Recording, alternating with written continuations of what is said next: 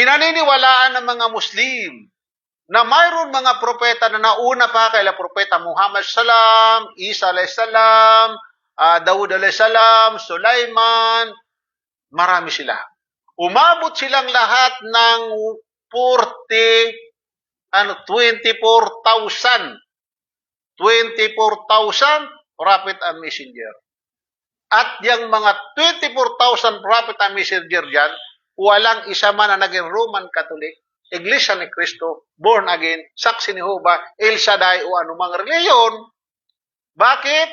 Sapagkat isa lang ang Diyos nagpadala sa kaila, si Allah.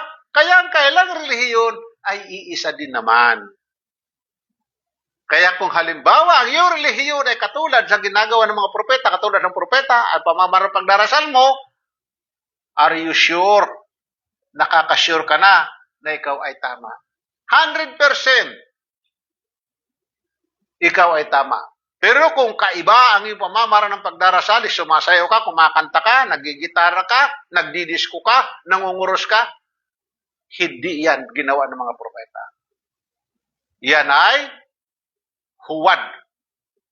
At kapag yan, dinatnan ka ng kamatayan habang ginagawa mo ang mga ganyang gawain, ang impyerno ang iyong magiging hantungan at ang paraiso ni halimuyak nito ay hindi mo makakamtan. Subhanallah.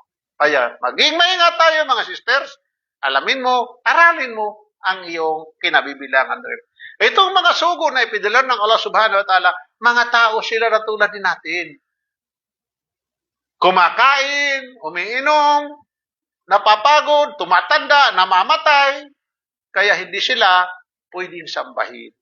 Sapagkat sila ay sumasamba rin kay Allah subhanahu wa ta'ala.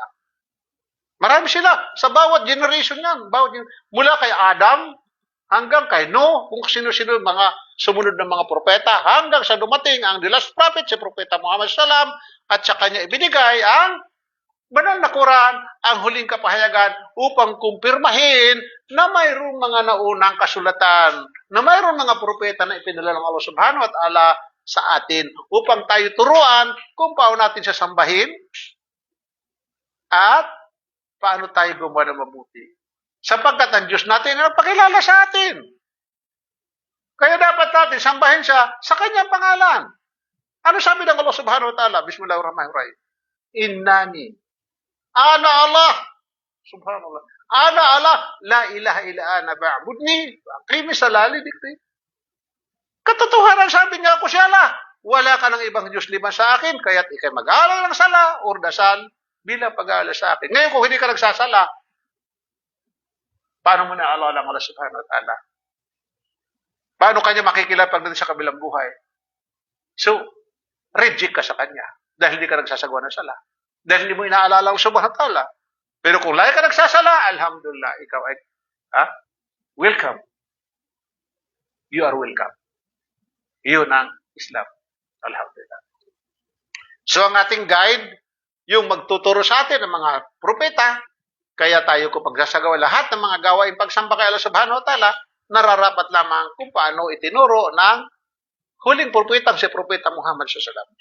Dahil sa kanya ibinigay na ang final, the last na aral. Wala na.